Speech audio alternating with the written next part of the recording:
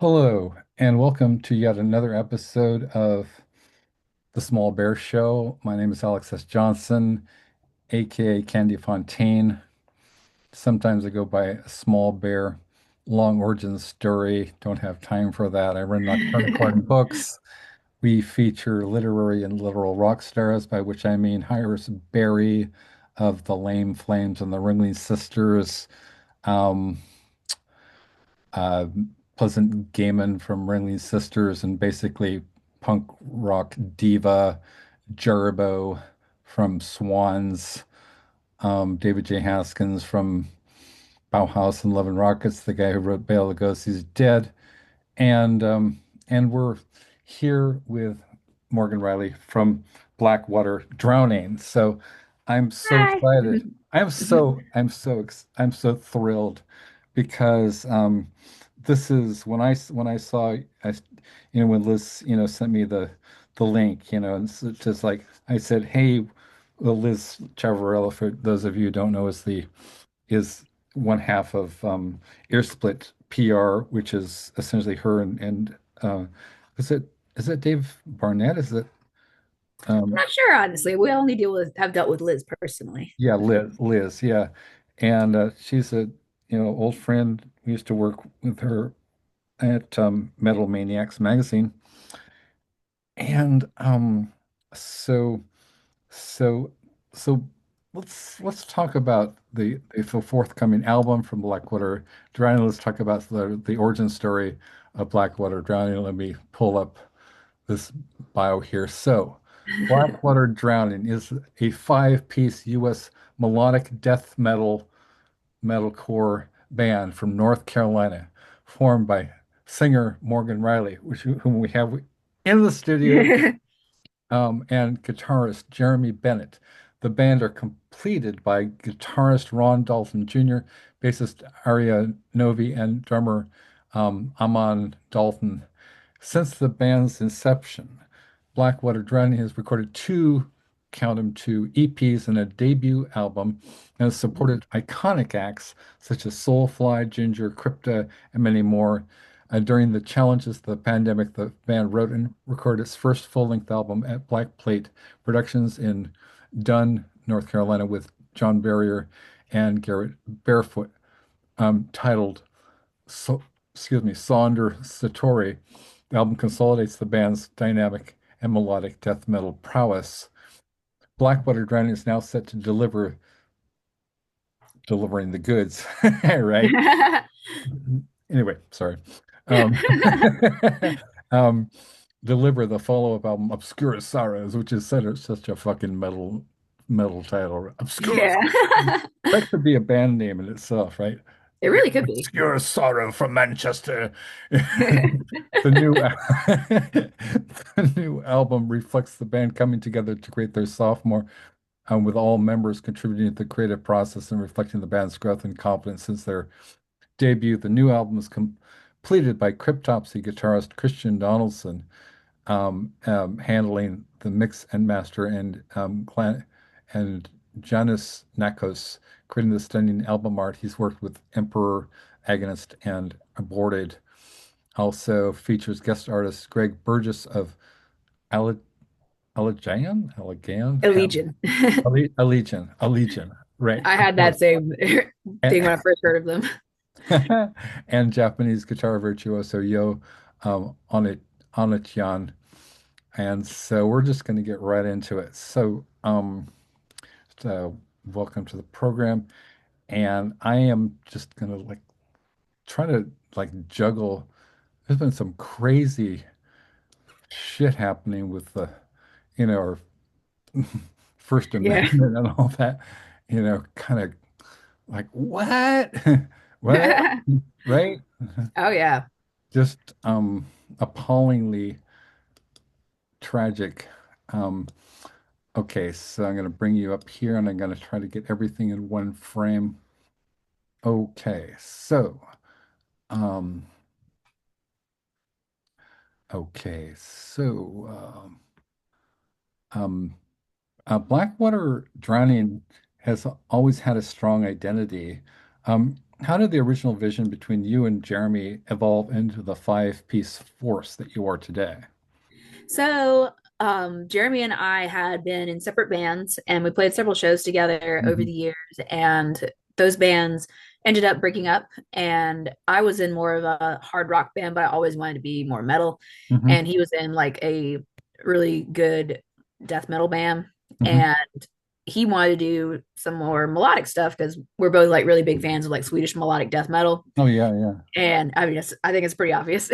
Right, yeah. And we got together and realized that we had really similar taste in Yeah. music, and he started sending me stuff and I started writing over it, and then Adia came into the picture, Hmm. and several years later Ron came in. We had a few guitar players in between, Yeah. and then Eamon joined, and he's Ron's little brother, so it just made Wow. sense.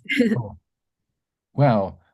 It is very interesting to me. So like I just remember like when I was like I talked to Angela Gasso and then I went out to their show in LA, and I was in the actually was waiting in line, and then somebody told me that they might have to cancel. And I was like, why? I was like, well, she got a node in her throat because I guess they Ah, had to rush her to some like specialty, doctor who gave her an injection, and basically I don't know what it was, but so, you know, cultivating your throat and making sure that you don't like sing wrong or whatever. So do you take lessons in like how to growl properly so you don't hurt yourself, or is there, is there a school? I mean, No, I think there's lots of different resources now yeah, for all of that. There's some great tutorials on YouTube right. that are really helpful, and I'm always learning, trying to better myself. Yeah. But when I first started, I literally just screamed along to Arch Enemy Records, messed up my voice for a few days, Uh-huh. trying to figure out how to do it, and Yeah. I did it until I figured out how to not hurt myself with it. Oh wow, yeah. Wow. So like initially I was like Angela, or actually it was funny because there was a male vocalist, right? They had a male Mhm. vocalist, and then they did a cover of, I remember they had a cover of like Starbreaker by Judas Priest, right? Mhm. And then they brought in Angela, who I think is incredible. Oh And yeah, then what's her name? Alyssa. Yes, yes. Yeah. So who are your like, okay, besides the arch enemy ladies, who do you like? I mean, who did you cut your teeth on? Who did you listen to? And also with the kind of the balance between, because you're not just all about the screaming, right? You've got that wonderful kind of contrapuntal movement. I mean, almost with the music, right? It's almost symphonic in a weird way. That Yeah. makes sense, right? You got a Hmm. groove going underneath everything. It's not random. It's a lot more like, I don't know, one of my favorite all-time bands is Carcass, right? Or Oh yeah. an arch enemy, right? Hmm. So I guess it's a couple of different questions here, but um, yeah, so and also like remember like somebody like Karen Crisis, Hmm. she uses those incredible like sort of quasi operatic plus scat singing and a whole Yeah. apparatus, right? So who are some of the other voice models that you took after? Well, I actually came up in more of like a musical theater household, Oh, wow, interesting. and I still love musical theater and singing big notes and all that Yeah. stuff. So I came upon a lot of that and definitely influenced like the power. And I think the first like metal or hard rock person, like woman that I heard Mhm. was probably Amy Lee, as a No, lot of, yeah, I feel like a lot of women in my generation did. yeah, And that was really big for me. I'm right, like, oh, she can sing beautifully. And then there's this heavy music behind her, and I like that. right. And then I discovered Flyleaf, and that first song, I'm So Sick, where Lacey does that little scream. I'm like, oh my God, a girl does that. I want to figure out how to do that. Uh-huh. And then I went down a rabbit hole and found Arch Enemy and became a big fan of that. just because it's very brutal. And Otep was a big one for me as well Right. because she does a lot of different things vocally, and I love the emotion that she puts into her voice. Yeah. And I just draw inspiration from a whole lot of places. Lamb of God is a big one too. Hmm.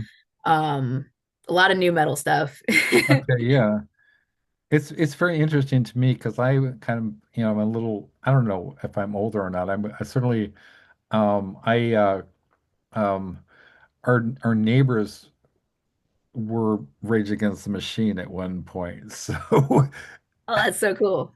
I remember, right? And so like I remember before there was like Jump Core or whatever, a friend of mine who was actually also the PA for, or yeah, for, who's that, for Marilyn Manson and Lemmy, put together Lincoln Park, and I remember that was really neat. But there's a lot of bands I'm not too fond of, but the whole kind of tension, they got the tension between like you've got the groove I mentioned, right? Mhm. So how did you kind of evolve that between all these different elements? You've got basically you got new metal going on, but it's not a jumper band.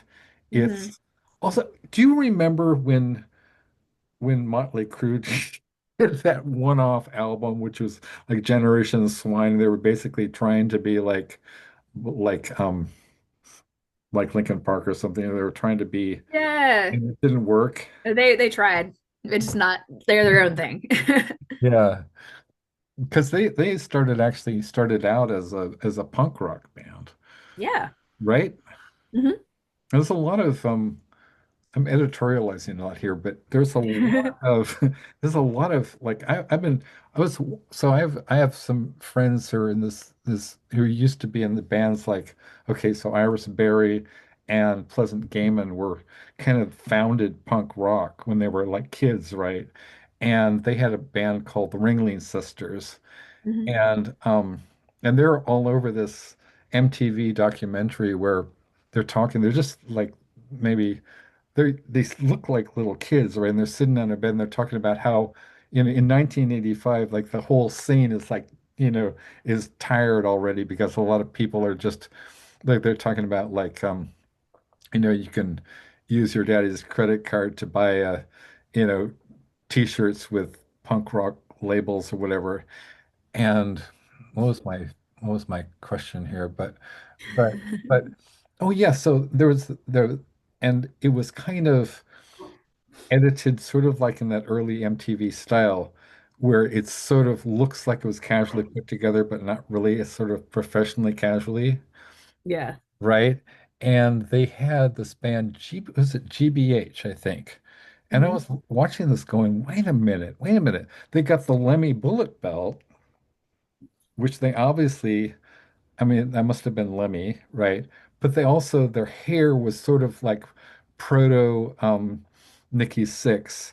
And it was kind of, and they sounded kind of like Iron Maiden, but they're punk rock. But Hmm. so do you find that there's like a lot of crossover between like, it's like speed metal, punk, thrash, you know, and new metal, all these like genres that kind Oh of, yeah. you know what I mean? Like there's so much crossover and in so many different um bands nowadays in general, and we've always really leaned into, we're not trying to like fit into one specific little category. We want Yeah, to just kind of take all of our bits of inspiration and make it into something kind of unique. yeah, And we're not trying to fit some mold of we got to sound like this. We right. write what we feel, and I feel really passionate about that. Yeah, yeah. I mean, it does show because you have a kind of an automatic signature. And I'm not trying to define you. I'm not trying to limit you as saying that I Blackwater don't drowning know. is going to, has to be one thing or the other thing. But it's definitely like if you were pressed, what would you say is like your whole motif or your whole feeling of the band? I guess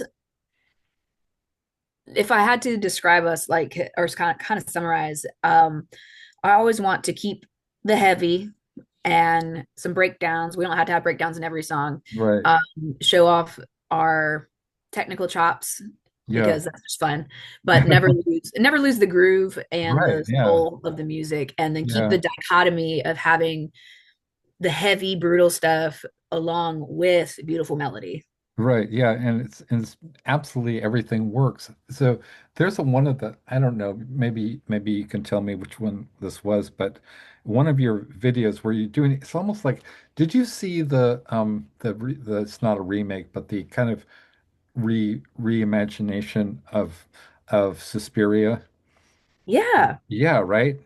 And it's so those things you were doing, you got some great like gestures or whatever, like that. It kind of Yeah. reminds me of like that kind of very kind of almost like iconic, sequence where she's basically like, you know, that poor girl, she's kind of turning her into this like this twisted mutant doll, right? Like that. Yeah. It just reminded me of that. There's a lot of kind of almost like witchy kind of energy to what you're doing, but it's playful, it's interesting because it's tied in with there's nothing random about the the sequencing, Yeah.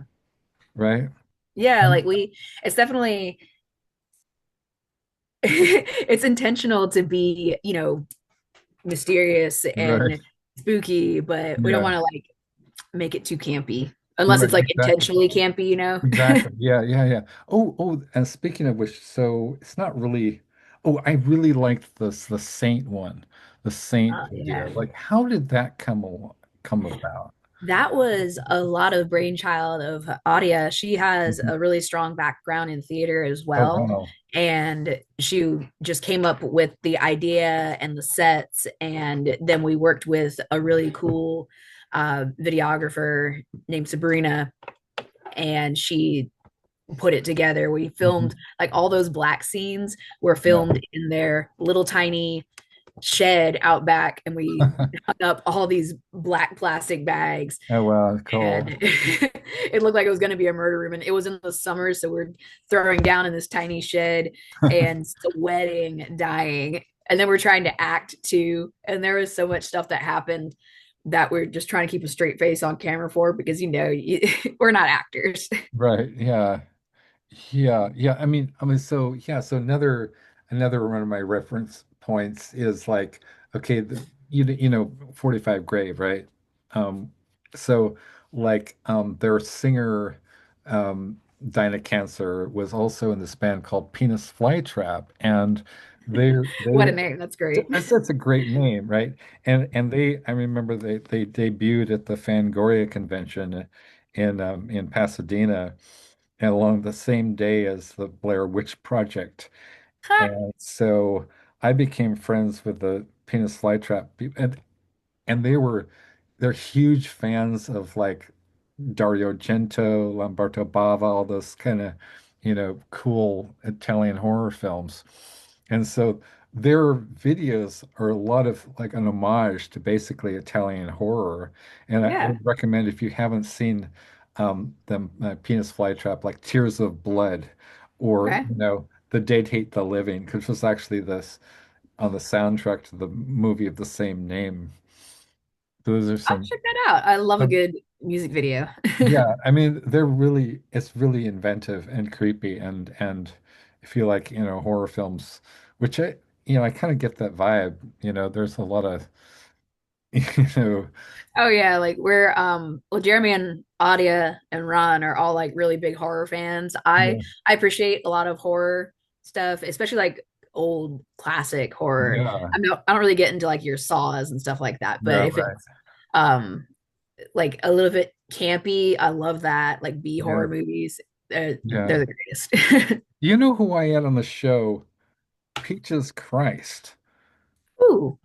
You're like, Peaches Christ? So, yeah, so he's an incredible drag horror persona, Joshua Grinnell. And who I don't know if you can get it, how you can get it, but she made this incredible movie with people like Cassandra Peterson and who else was in that movie? So I just remember Elvira's in the movie. Oh yes, Yeah. Natasha Lyonne is in the movie. Oh, Is the star of the movie. It's called All About Evil. okay. If you want to see a really, really fun, campy horror movie that makes, you know, a lot of Easter eggs and a lot of just references to all the it's like it's like the modern Rocky Horror Picture Show. It's just smart. You know what I mean? Okay. It's I just definitely have to so check that out. it's All so about badass. evil. Yes, all about evil. Okay. Um, okay, let's see. When you look at the early EPs, what do you hear now that tells you who the band was becoming? I think when you first start a band, you are trying to figure out what your identity is. Yeah. And we started out, I think, with a pretty strong identity, and I still really like a lot of those old songs. But now I feel like we're just more in focus Mhm. to kind of the concept that we want to be. Yeah. And I feel like we don't really sound a whole lot like anybody else, which and maybe I'm biased because it's my band, but I've listened to a lot of other stuff. I'm like, I don't really hear anything that sounds exactly like what we're doing. So I love that. I love Yeah. being a little bit unique. Yeah, yeah, a little bit unique, a little bit. So yeah, as I keep trying to like pin it down. So there is like, as I said, you got you got a groove thing going. So what's different about what you do, and makes me happy because I don't know what I expected. I knew that Liz was going to send something badass my way, whatever it was. Yeah. I was not disappointed, but a lot of a lot of kind of new metal or a lot of new like death grind, whatever hyphenate Yeah, whatever the metal, kids are calling it these days. right? Yeah, whatever the kids are calling it these days. It doesn't move my heart, and I used to go to a lot of shows like the Whiskey a Go-Go or the Troubadour or whatever, and I'd be like, okay, 5 solid hours of death metal, and I'd rather, not, you know what I mean? Yeah. Because I'd rather like after a while it just starts to sound like, oh, it's just like those kids and their noise, and I I just know. I feel the same way now. right? Um, and it's like no shade to anybody, but Yeah, I feel like a lot of bands try to fit a mold. Like they're like, we want to be death metal and this is what we're going to do. right. And there's nothing wrong with that. There's always going to be a place for those bands. And I Yeah, appreciate a lot of them for exactly what they are, because if yeah, that's what I want to listen to at that time, I'm happy with it. sure. And that's not what we wanted to be, really. We wanted to just get influences from everywhere, not try to pigeonhole ourselves into anything too specific Right. beyond just metal.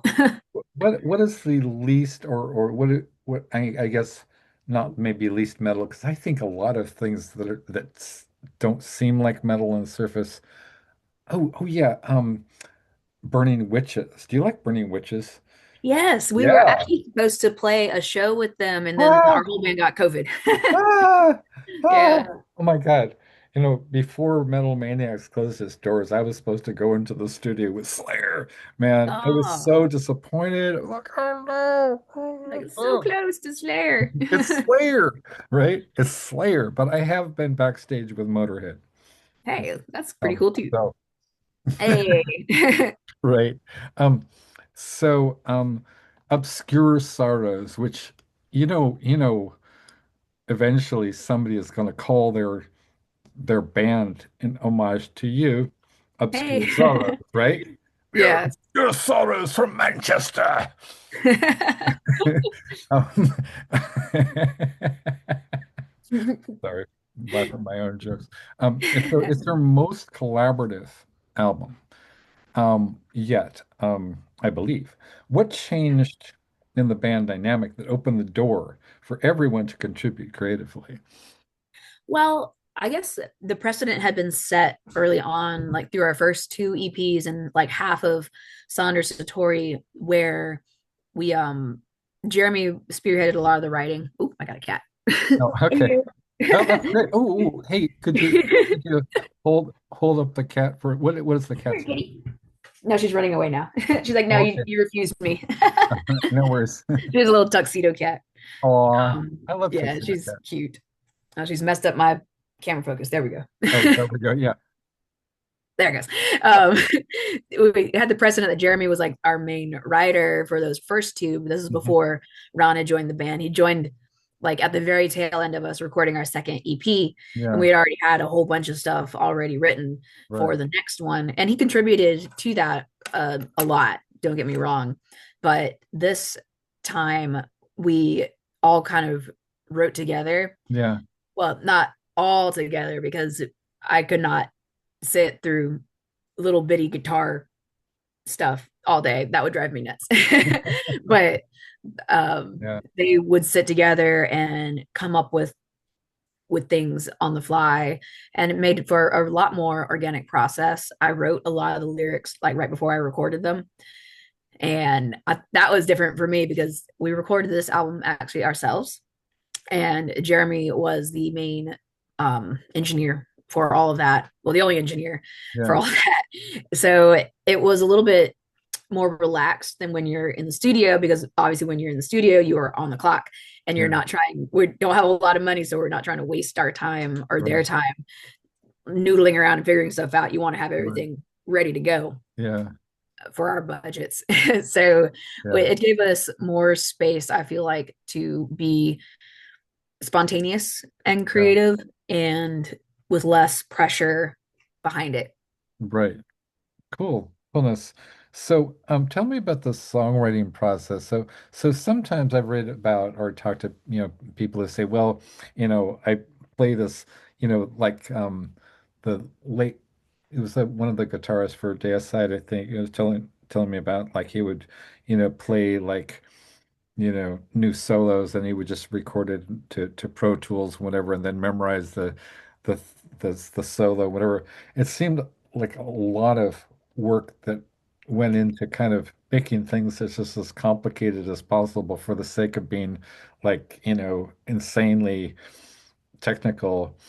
And again, but I'd much rather listen to After Forever by Black Sabbath, or something like that, or Yeah. something like just incredibly simplistic because there's so much freedom there. And what's my question? So how did the how like how do the different aspects come together? So you've got these incredibly orchestrated, complex arrangements.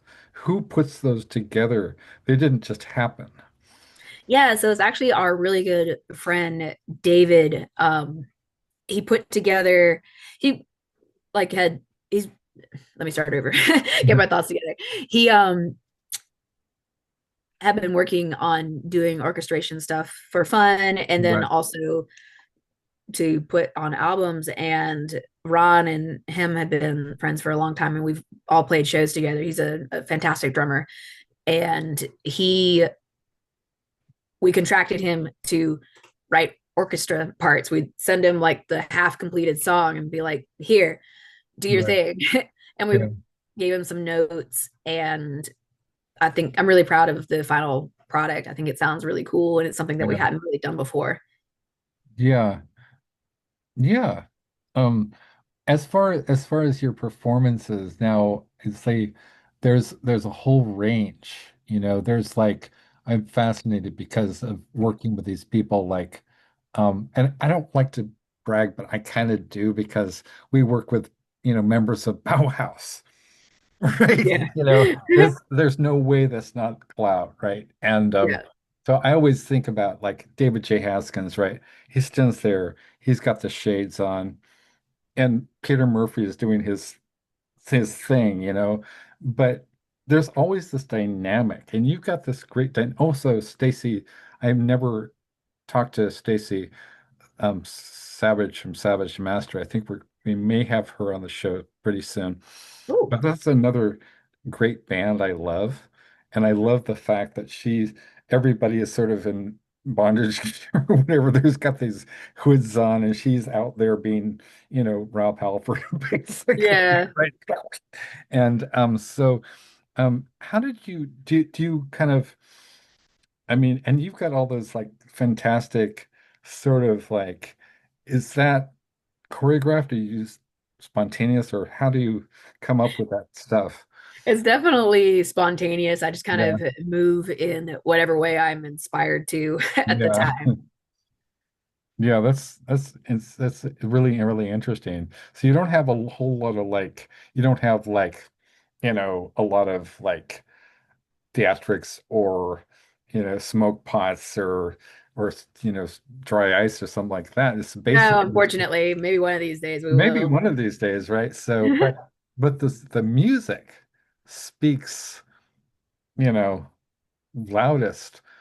What are some of the favorite things that your fans have said about you? I think so. We did a tour and we were going up north, and a guy drove like 3 hours to see us at Uh-huh. this. We were playing at this sushi bar, Oh, wow, and sushi bar. yeah, Wow. and he has continued to follow us. He's been following us since our first EP, Nice. and the fact that someone cares enough about what we're doing to keep up with us like that. He actually Yeah, got his very first tattoo was our band logo. that's so I was like, bad. oh my God, that's so cool. Right.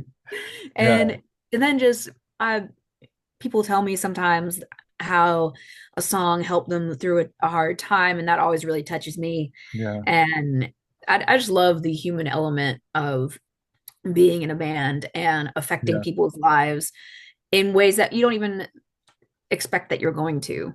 yeah. That's really, really so could you expand on that? Yeah, just you when you write when I write this music, when I write my words, I am talking about things that I'm going through and maybe something a little bit more esoteric sometimes, but Yeah. and I always try to keep some element of relatability in there so that despite the brutal setting, you can still empathize Right. with Yeah. what's going on and maybe it speaks to you and if it helps you through some whatever bad time you're having, like that's really awesome to me. And Yeah. that means a lot. Because as a metal band, you don't expect like someone's gonna be like, this helped me through my depression with Yeah. your screaming. Well, So I mean, it is really cool when that happens. it's really interesting because like they've done some studies, and they've shown that actually, far from, the stereotype, I guess, of metal fans being kind of aggressive and hostile, whatever, like we're much closer to like, you know, psychologically, to classical music fans, you know. Absolutely. And I would just remember, like, I know it's like it's not supposed to be cool to tell people as a journalist, like saying, "Oh, you really inspired me," or "You made me, you helped me out." But I remember, telling Lemmy, it's like, "Hey, I like really gone through a lot of tough times from listening to your music," and he said, "Oh, that's a very nice thing to say." He didn't say, "Oh, well, fuck off," Yeah. whatever. Oh, great, I another think fan. it's it's so rewarding as an artist to know that something that you created out of your heart and mind touched someone else's heart and Yes. you connect with people that you connect with people on a deeper level that you've never even met and that's like such a cool part about any kind of art and like that legacy carrying on is like what art makes artists immortal. I love that. I love that. So, Yeah. no, so what, okay, so what makes artists immortal is that connection, right? Mm-hmm. Like, Johann Sebastian Bach, right? Something in the, what, 15th, 16th century, where, and somebody listens to it, they don't even know it. They might hear it in a cartoon. And they think, wow, that cheered them up. Maybe a Yeah. funny cartoon. And they think, Yeah. I feel like not hanging myself today, Yeah. It's like right? the art that you put out goes beyond the artist itself, and it Yeah, gains a life of its own. it is really magical. I think there's a lot of you know, and speaking of talking about like, so the album explores folklore, generational curses, which is fascinating. Want to get into that, demons, depression, betrayal, and the afterlife. So it's very metal, very, Oh yeah. very, very fucking metal themes. So who whose whose interests and or obsessions are these? And that's very specific. Generational curses, demons, depression, betrayal, and the afterlife. I mean, that's, you mentioned esoteric. Yeah, so originally for the album we had the idea that it was going to be a concept album where every song was going to be about a piece of folklore. And as we went along, there were some songs that I didn't relate to any piece of folklore. I didn't want to just write something Mhm. and force it out because that's against my entire ethos. You got it. It's Right. got to, the song has to call for it. Yeah. And, but a lot of folklore tales, I mean, obviously are, I guess, lessons in themselves Uh-huh. and experiences, and you can take them for what they are. And like the Sixth Omen was based around the legend of La Llorona, Oh, and yeah. we did another song that was about like a giantess, like maybe her husband got killed, and no one no one has any like sympathy for her. Right. Yeah. And she's just a monster to them. Yeah. And then Incubus is, I mean, we knew, an incubus is, and it's really just about that subject of, you run into these people who are just an energy suck, you know, Yeah. they like drain you of everything. Yeah. I And then remember. I Yeah. think I'll obviously like depression and stuff like that is always a strong theme in a lot of heavy music and just music in general. I think we all Right. experience it to some degree in our Mm. lives. And then um like the afterlife, I think we all are really curious about like what happens after, like, Sure. and because nobody really knows. And then I have another song that's like more about feminism, which is Yeah. I'm Storm. And yeah, because that's a subject near and dear to my heart. But I didn't want to be like too on the nose with it because that's not Yeah. really Right. Yeah. our thing. But I Yeah. still want to say what I feel. Right. So let's talk about feminism. I'm glad you raised that subject. So, a lot of misconceptions about feminism, including that men can't be feminists. Mm. Um, where did you kind of, who are some of the women who inspired you?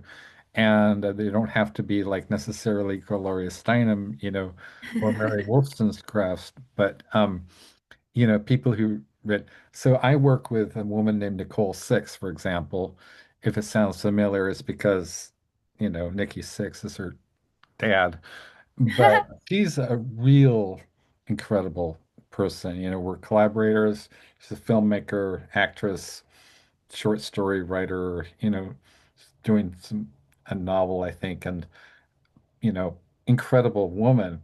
Very, very strong, very, Hmm. very, a lot of, incredibly fierce, beautiful women I'm honored to be friends with.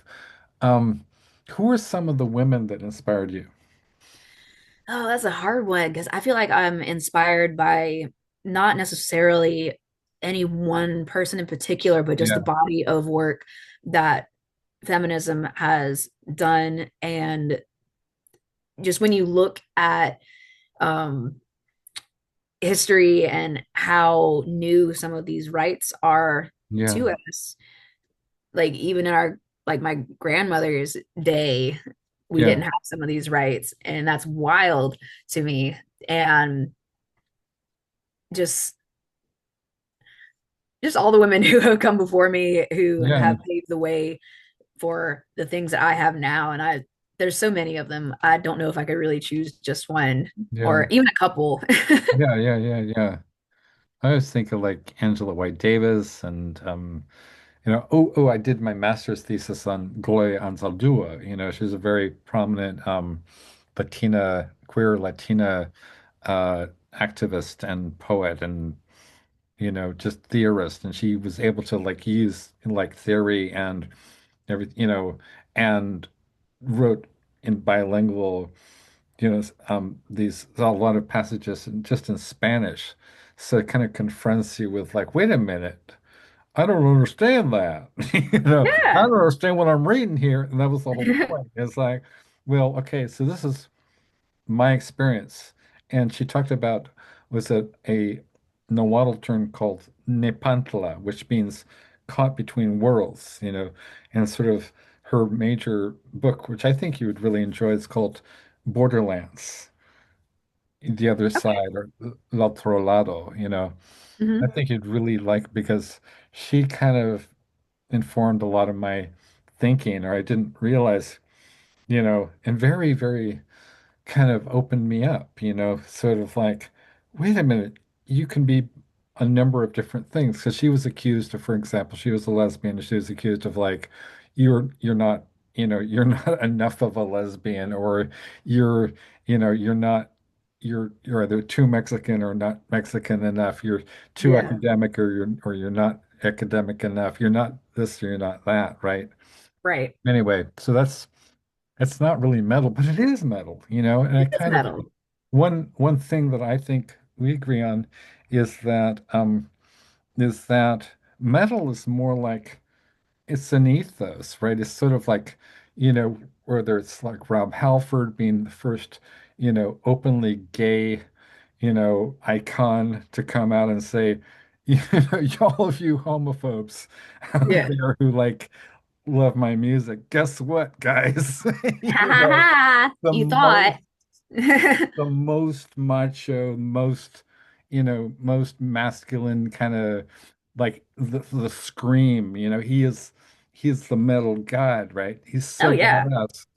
He's gay, Wait a minute, maybe being gay is a lot more badass than I ever thought. Yeah, Yeah, it's right. not one there's so many facets to all of that. There's Exactly. nobody is just one thing. Exactly. Exactly. Very, very well put. Um, was there a particular track on Obscure Blues that you outside your comfort zone?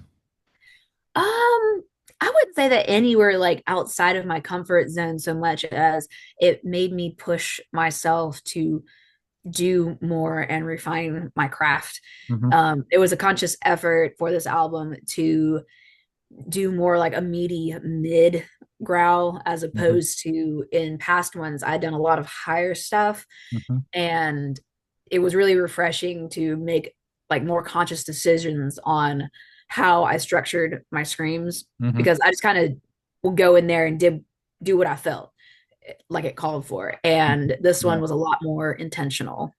Okay. Okay. That's okay. How did how did working with Christian Donaldson shape the final sound, and what did he bring to the table that surprised you, if anything? It was just an easy process to work with him. He obviously already kind of knows the sound we're going for, Yeah. and he understands the melodic and the heavy, and that I feel like really shaped the final sound. We sent it off to him, and he had us back some mixes pretty quickly, and they were already like 90% of the way there, and we're like, yes, sounds so good. Right. Because Oh, he's a badass himself. that's so great. Yeah. Oh yeah, I wanted to ask you about like tour. Do you have any like like crazy tour stories, or you toured with Soulfly and oh my God, Ginger and Oh, the Ginger Show was really fun because it yeah. was at this venue in South Carolina. It Hmm. was sold out, and it was like 1,000 cap room, which is the biggest we had played at that point. Well, not the biggest room we played, but the most sold out Right, that yeah. we played in front of at that point because it was pretty early on. And it was so hot in there, Oh wow. and it was just nuts the whole entire show. That was so much fun. And we played um that sushi bar in it was in Yeah. Salem, Massachusetts. That Oh was wow. fun. They gave us a bunch of sushi for free, so I'm like winning. Um there's just always so many things that happen on the road that you almost forget half of them. Yeah. I remember one time we broke down in uh West Virginia on Thanksgiving Day, and all the part shops were closed, and we just needed an alternator, but there was nothing doing it. And Yeah. we broke down on the side of a mountain, had to get two tow trucks to come and get us and the trailer because they don't tow it together, Right. obviously. And we got dropped off in a Lowe's parking lot while we waited for our friend to come all the way from Charlotte, like 4 hours Oh away, wow. to bring us an alternator. Yeah. And we were on the way to Wisconsin at that point too. We Yeah. didn't make the show, but that was a forever memory. Wow. What was it? What was like Soulfly like? Oh man, that was a great show. It was part of Yeah. this big festival. Mm. Um, and it was Soulfly and Butcher Babies on that day. Ah, And yeah. then the previous night, John Five headlined, which Oh was super wow. cool. We got to watch him side stage, and I was like, it's so cool. Yeah. He is such a showman. Is he with he was with Marilyn Manson, I think, or Yeah, he was with yeah, Manson. He was yeah, with Rob Zombie. Now he's with yeah. Motley Crue. Oh, fucking far out. Yeah. Yeah. Yeah. Well, speaking of the devil, yeah. Wow, that's so great. You know who's like, okay, I was just never mind. I'm very ND, right? So I'm like I bounce around, It's like you go through all these chains and like this button Exactly. next to that one. I get it. Exactly. I was just thinking, so Mickey D from Motorhead used to be with King Diamond Band. Now he's with Scorpions. And then I Oh was wow. thinking of like, did you ever see Jawbreaker, the movie Jawbreaker? I Um, never have. okay, it's pretty cool. It's like very, very campy. It's kind of like trying to be like it's sort of like a camp exploitation movie, midnight movie, instant classic. That's Yeah. how I first encountered Peaches Christ.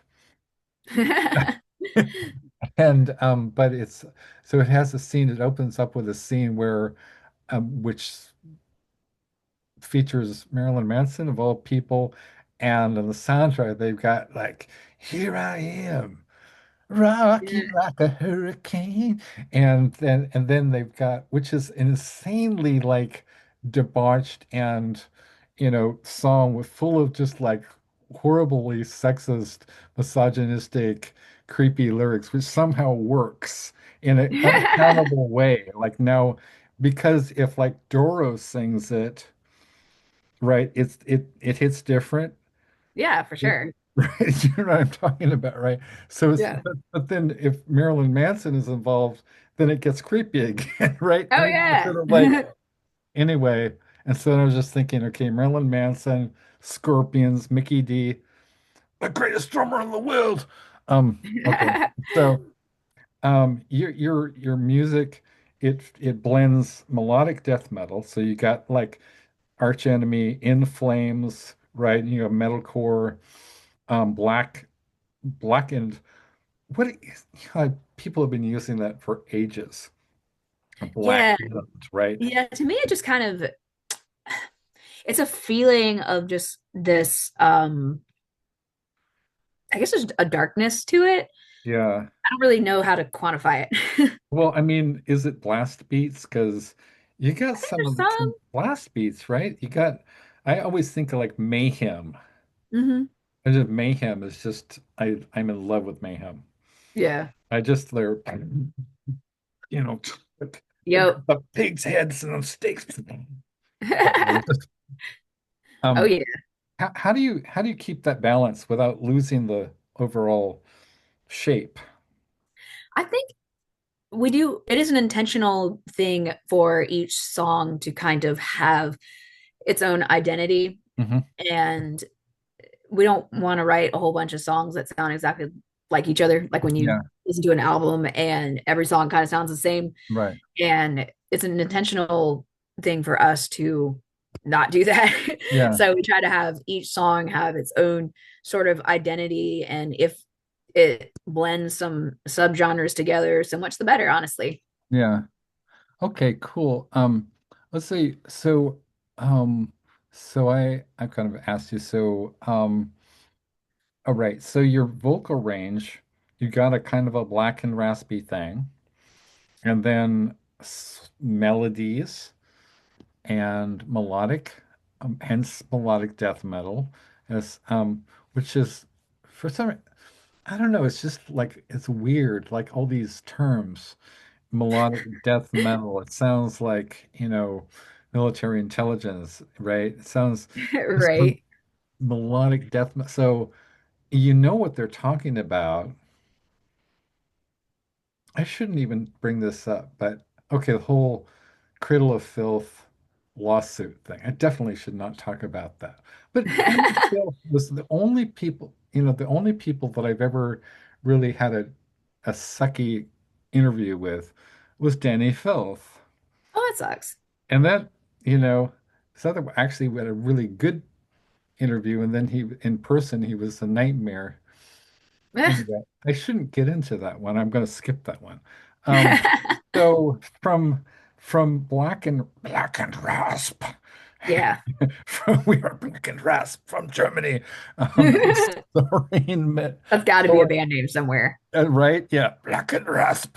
Um, how do you approach shaping a vocal identity across such a varied emotional terrain? I think you've kind of partially answered that.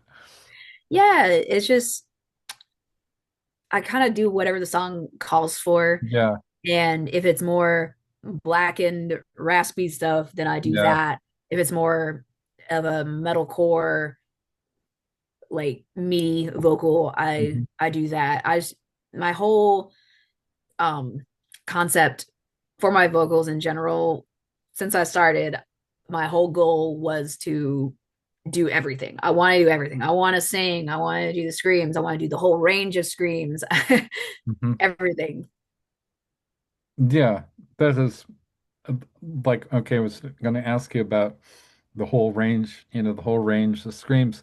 So you're talking about depression, you're talking about betrayal, and I guess is there any time when you just like it's too heavy, you can't process something, and you don't like I was remembering, talking to Aaron from My Dying Bride. I always loved My Dying Bride because their songs are so depressing, and yet Yeah. they always cheered me up, right?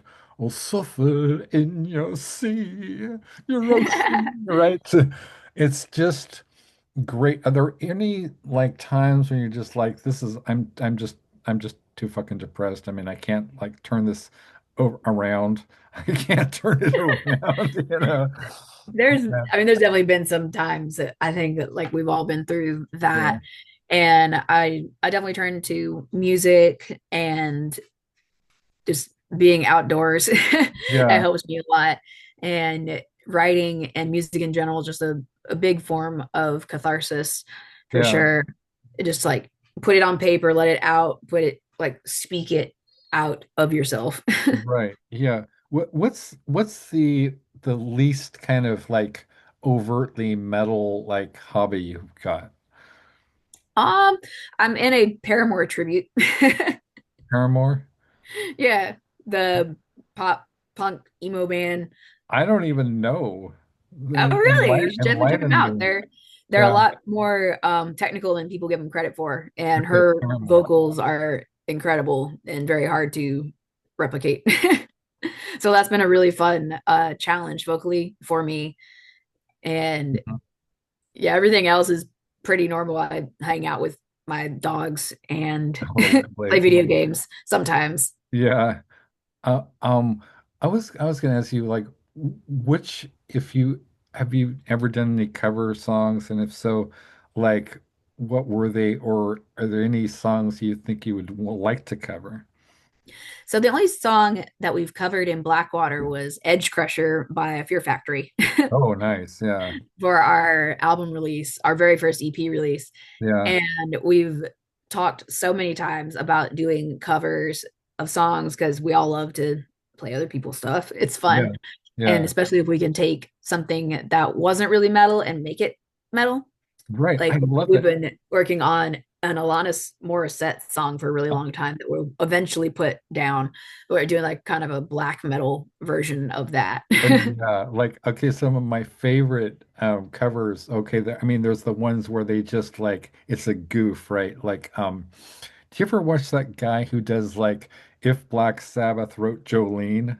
Yes. Yeah, Yeah. but my favorite real cover was Children of Bodom's "Oops, I Did It Again." Oh my God, that's so much Right? fun. Oops, I did it again. Oh, yeah. This is great. It's so And much fun. I think Britney's a lot more metal than people give her credit for. And so Yeah. is Gaga, right? Gaga Oh is yeah. incredibly metal. Oh, She's she's so more, metal. she's so metal, man. Is there I'm not gonna ask that. It's a stupid question. Okay, so you brought in Greg Burgess of Allegiant. Allegiant. Why is it spelled like it's that's a metal spelling. I'm surprised they don't have like, umlauts. Right? Allegiant and Yo on it Onitian, whatever. How did those collaborations come about? So with Yo, Ron had been following him on Instagram for a Mhm. long time Yeah, and saw that he did guest spots and things like that. So we commissioned him to do a solo, and Ron is learning that solo. yeah, He's like, "Yay, you're gonna have to do that."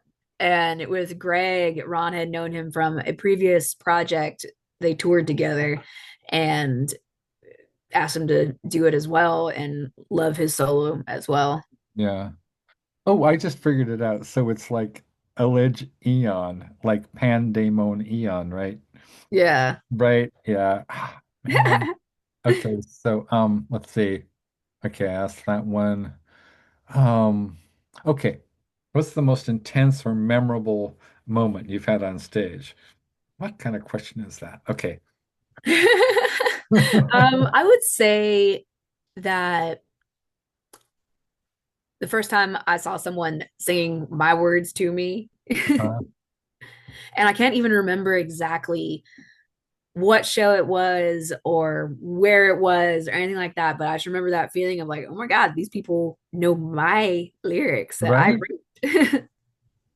It Is might have that been at that Ginger show, actually. oh wow, is that kind of eerie? Is it like weird? Is it like an out of body thing? A little Yeah, bit. Because like we've had lots of friends come out and they know the lyrics because they have seen us a million times. So when I yeah, saw like someone I didn't know singing my words, I'm like, what? This is real. right? Yeah. I mean, okay, so at the risk of like, tooting my own horn again, so whatever, ND. But I have a really, really close friend named Ellen Mabey, and sure, her stuff is she's a poet, she's a songwriter and an actress. She was in this movie with Sandra Oh, and where she kind of played herself, right? And her biggest fan is Henry Rollins. Right. Okay. That's So cool.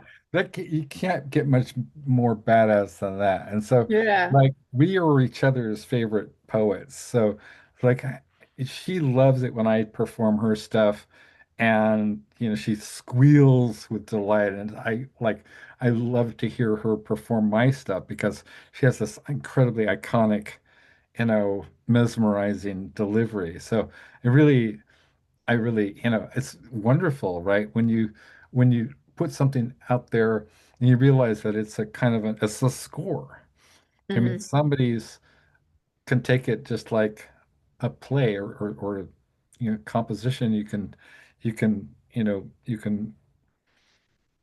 it changes. I mean, whatever the artist changes the recharges it. Yeah, Yeah. absolutely. Yeah. It's a really great feeling. So what's something each member brings to the band that the others rely upon? Oh man. So for I'll start with Jeremy. He is a big um influence in the overall composition of songs that we Mhm. do. He's always like got such a busy brain. He does a lot Yeah, of the technical work for us and couldn't do it without him. yeah, And Ron brings like such amazing technical solos yeah, and like a really fun stage presence. And he's just like an overall just steady presence. yeah. And Adia brings creativity and like a soft touch in a way. Uh-huh. Um, and she really brings like a lot of soul into the band because it when with such a guitar heavy band it can run the risk sometimes I feel like of losing a little bit of soul Hmm. in technicality, and she Yeah, helps really ground it back down. yeah, And Eamon, he's just an incredible drummer. He's so yeah. talented, and he has always been a big fan of all kinds of melodic death metal stuff, and it was his first opportunity to be in a melodic death metal Oh, band. wow. And he's just such a cool dude. Then and then there's me, and I sing. Yeah, yeah. Yeah. So I kind of, I think I caught a sort of like a Ringo type of sort of underhand thing he did Yeah. one of the in one of the videos. Yeah, he's always doing something back there. He's This so is smooth. it's incredible. Oh, okay. So what's the biggest challenge you've had to overcome as a unit? um I think for every band there reaches a point where you're like, are we going to do this or are we just going to lay back? And we've always chosen to keep on keeping on Yeah, despite like people dropping out or things not going how we want it to, right, or COVID happening. right. COVID killed a lot of bands in our area, especially, and we were one of the few to survive, Yeah. especially in our genre. Um, so just coming through it all together, we've been a band for coming up on 12 years now, Oh, and wow. the fact that we are all still like best friends and collaborative partners in this together is really awesome.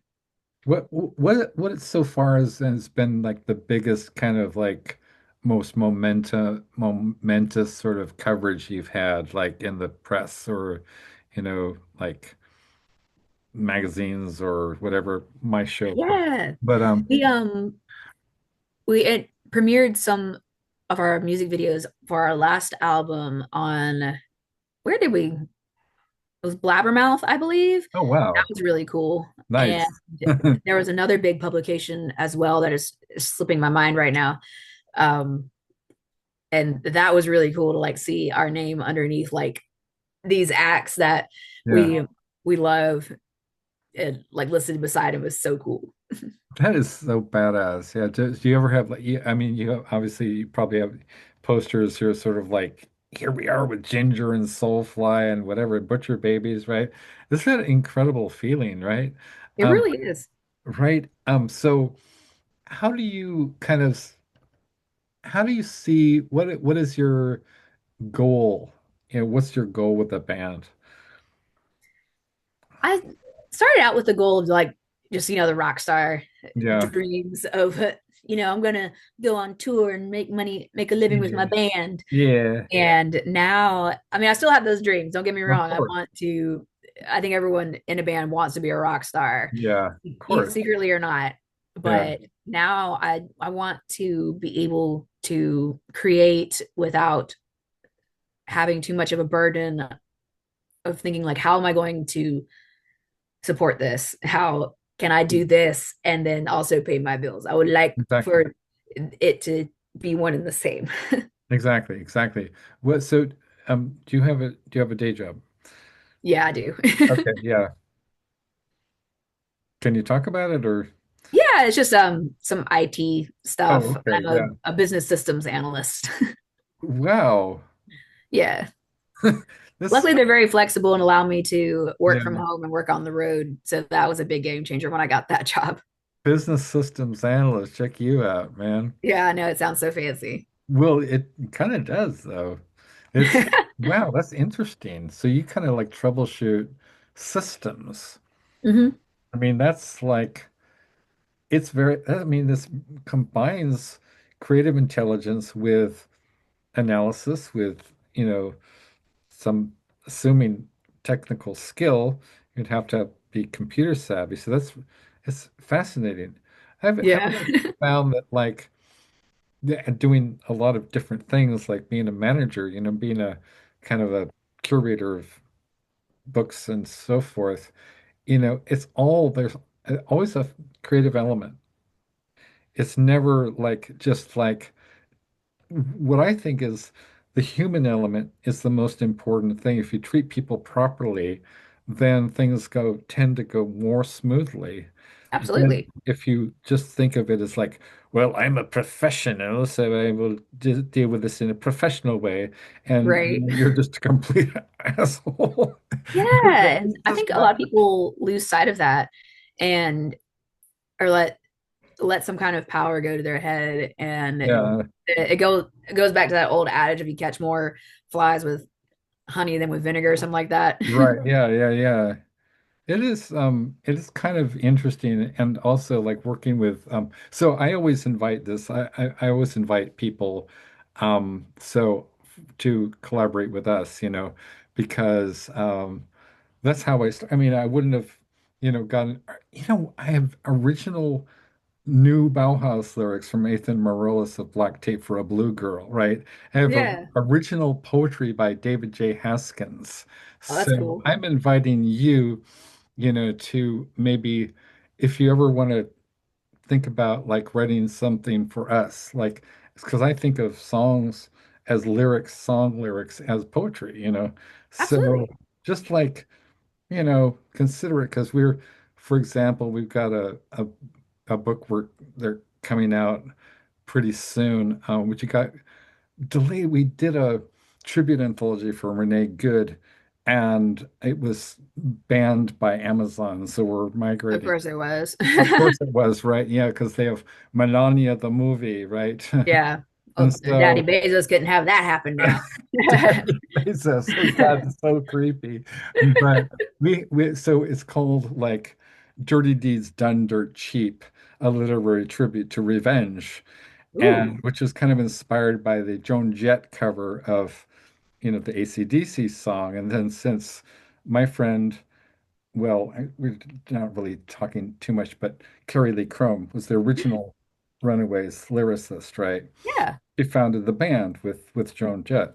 Hmm. And so I was thinking, well, we had some stuff of hers, and I thought I'd put that together with, you know, some other stuff, and it had an interview with Rob Halford and all these, and John Shirley, the guy who wrote The Crow, the original Crow movie, right?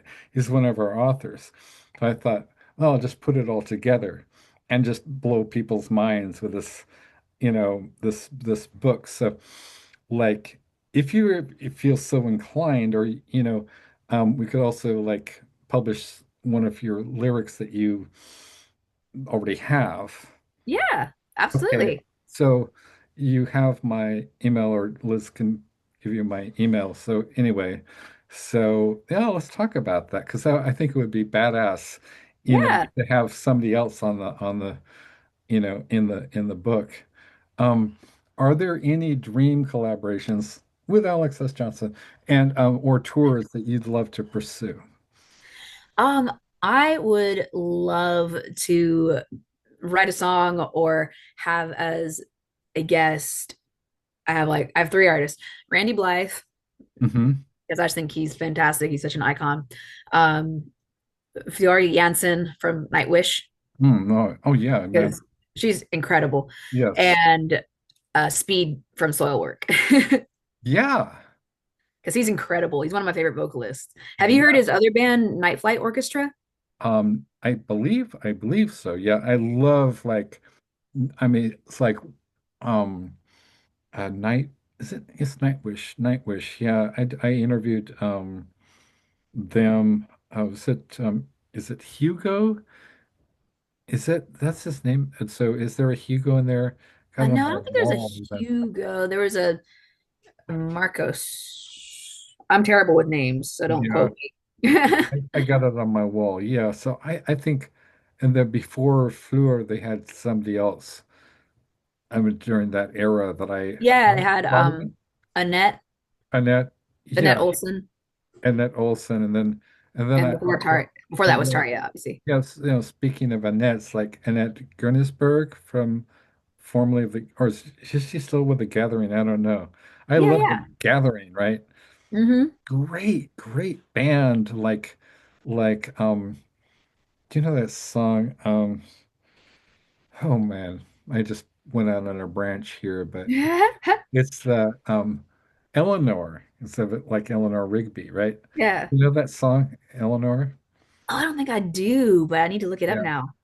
It's really neat. I mean, I love that the gathering is like so many different things. They're like trip hop, they're like, shoegaze. Mhm. They've got some heavy songs, they got some, but it's all different stuff.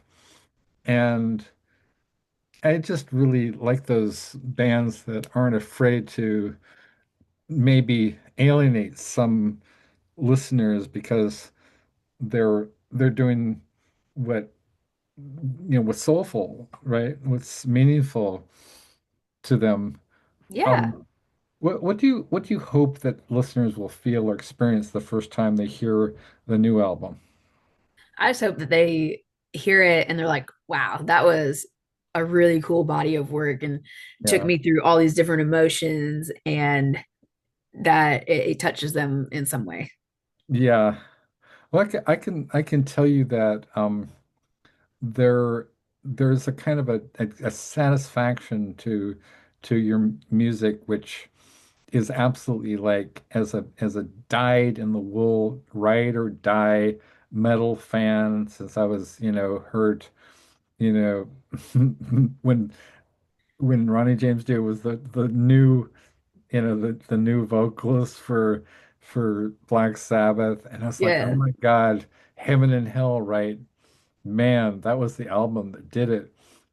Just there's a you know there's an unmistakable kind of the brutality of the music, the absolute catharsis, the groove. You're whatever you do. You just like the bottom, like that is so dramatic. It's great stuff. Did you say you have a background in musical theater or? Yeah, I Yeah. definitely came up doing or performing, not really performing, but like just steeped in musicals. What's your, because Ellen maybe is a huge fan of musicals, especially Stephen Sondheim. So, what is your all-time favorite musical? Ooh, that's really hard. Probably Little Shop of Horrors. Little Shop of Horrors. Yeah, Yeah. like feed me Seymour, feed Yep. me. I have a tattoo. There Holy shit, you do. it is. Oh my God. Yeah, that's awesome. Okay, so is there anything about Blackwater drowning that people have misunderstood or consistently misunderstood? I think if anything, it would be that like I mentioned before that we are maybe trying to pigeonhole ourselves into one thing, or I've heard various people say we need to be more this or more that, and Right. or lean into one aspect over another. And I just I'm like, yeah. What's your all-time favorite review? I don't know that I have one. We've been very fortunate to mostly get very positive Yeah. reviews, and that always feels so nice because it sucks when someone says something mean about your baby, you know? Yeah, right. Yeah, that's awesome. So let's see. Okay, so I guess I'm about ready to wrap things up. It's been incredible, a lot of fun, Oh, it's been a Morgan. pleasure. Really appreciate this. So where can fans follow you, support you, and stay updated on upcoming releases and shows? We have a website at blackwaterdrowning.com that has all of our show dates as well as a link to our online store for merch and stuff. And Yeah, then we're on all the socials, Facebook, Instagram. We have like 2 videos on TikTok. We're not a TikTok band. We yeah. probably should be. Although maybe not now. But um we're on Spotify, Apple Music, Google Music, wherever you can find music, we're there. Yeah, so what are some upcoming shows you're really looking forward to? Oh, we're doing a run with Butcher Babies right before the album release. And then after the album release, we are doing a tour with our longtime buddies in Filth. We actually started up our bands right around the same time. And then in May, we are doing a run with Infected Rain. Oh, right. Infected Rain. Yeah, I'm very Infected excited about Rain. that one. Yes. Cool. Well, Morgan, I really appreciate having you on the show, and I wish you a lot of success with your new album, and if you like, follow up with Liz, and maybe we could work together and have feature some of your lyrics in my forthcoming book about Yeah, I would revenge. love that. Okay, cool. All right. All Rock right. on. You have a good one. Thank you so You too. much. Take care. Bye. Bye-bye.